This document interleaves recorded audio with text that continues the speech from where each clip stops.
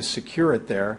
And I would imagine that if Mr. Jackson was sleeping in his bed with an IV in his leg and he rolled over or moved his leg, that this thing could easily just come right out of the bag. So I don't know how you could maintain it unless it was perfectly still.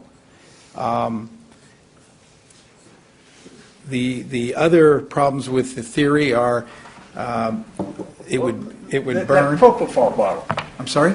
That propofol bottle you have, do propofol bottles come with a suspension strap? Yeah, you can see, I think this one's more apparent. This also has the same strap, which, you want me to demonstrate how you hang it? No, just a minute. I want you to, we're going to show you a photograph.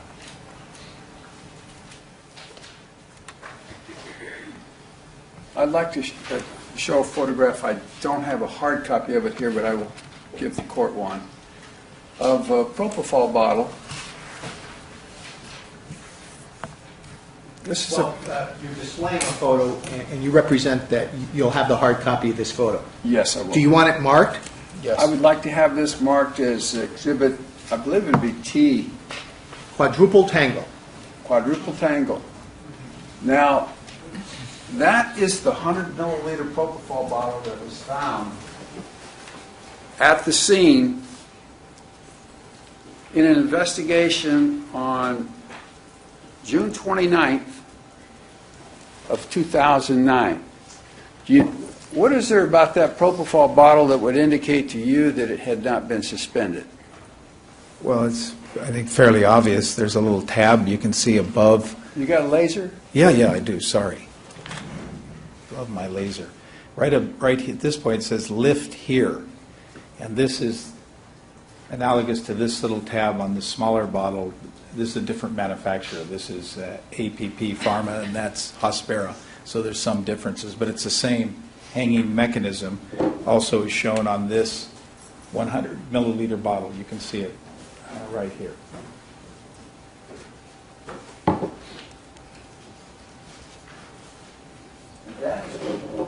That bottle has previously been identified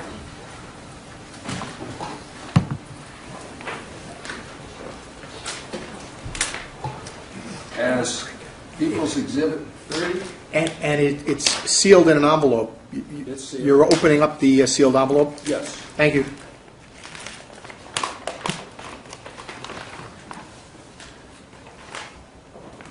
And this, and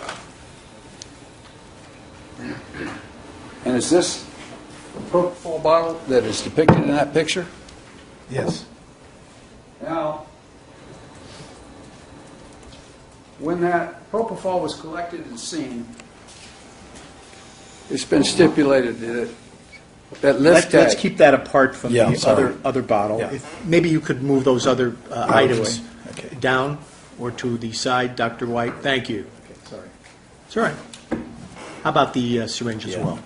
And the cup, if you could move it to the other That's corner. my That's great. disposal. Thank you. As that propofol bottle is depicted in this photograph, it's obvious that the lift has not been deployed, isn't it? Correct. And it's been stipulated that that lift was unused and not deployed when it was collected at the scene. Correct. And the fact is, that lift was not deployed until it was deployed by Mr. Walgren in this courtroom during Dr. Schaefer's demonstration. Is that correct? Yes, it is. Now, would that indicate that that bottle was not hung at the scene? Certainly would indicate to me, as a clinician. Now, if you were going to use the double IV line infusion technique, what's the method that medical professionals use to hang a propofol bottle? Well, this double technique is what we used years ago when I did my very first study because we didn't have infusion pumps. Now they frequently run undiluted propofol through an infusion pump. But in the early days, before we had the electronic pumps, we just made up dilute solutions, and in a parallel system, one containing propofol and then a background infusion, which would just be saline, as shown in this example.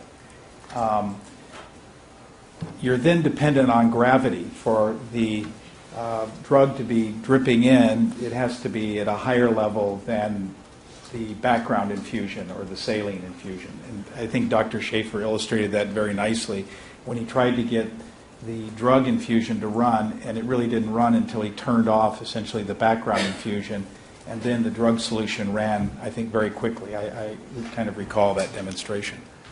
So it's the best, you want the propofol bottle deployed as high as possible on the IV stand? Yeah, you need some distance so that gravity can have an effect. Otherwise, if they're at essentially the same level, which in fact they were when he had stuffed up in this empty saline bag, it barely runs, and you essentially have to turn off the other infusion and run it as a straight, undiluted solution, which is actually a dangerous practice and not one that I think clinicians should use.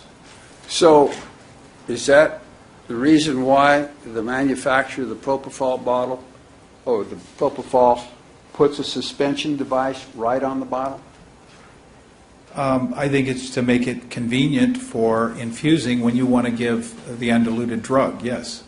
Now, can you think of any advantage to not using the deployment, the hanging strap? Can you think of one single advantage to getting an old IV bag, slitting it open, and putting the propofol bottle inside it and using that as a suspension device?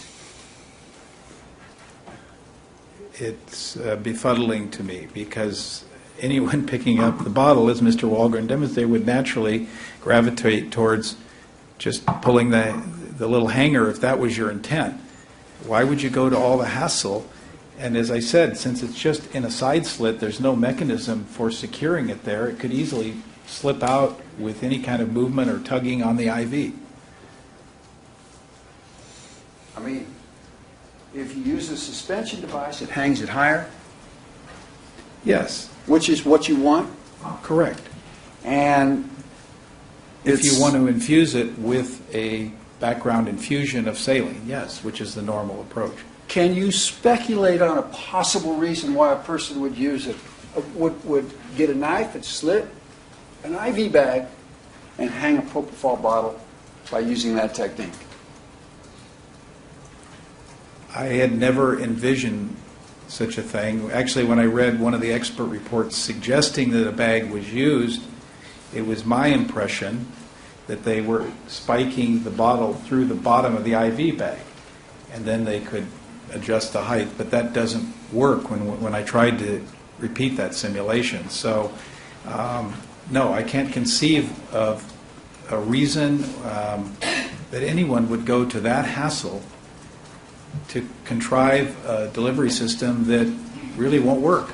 Well, the other method of spiking the propofol bottle through the bottom of the IV bag, did you try that out because there had been a claim by Alberto Alvarez that there was a propofol, a white liquid inside the IV bag?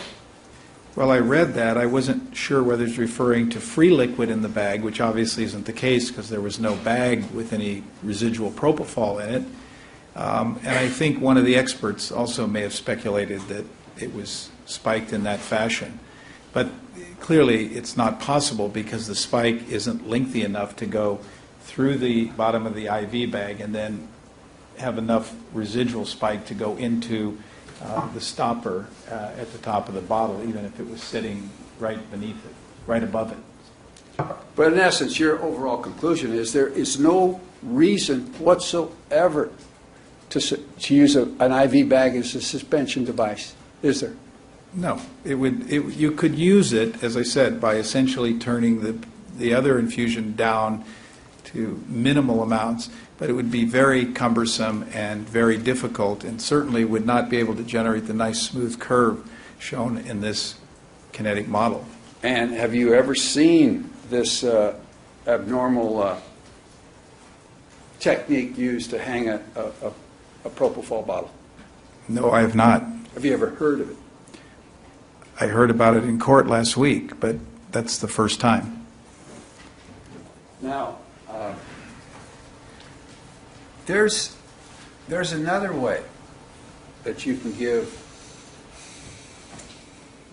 an infusion, isn't there? Well, there's several other ways. Would one way be to spike the propofol bottle and empty it into the IV bag and then mix the propofol up? Yes, that's the way we did it in the early days. As I mentioned before, pumps became available to allow us to give a more dilute concentration during surgery.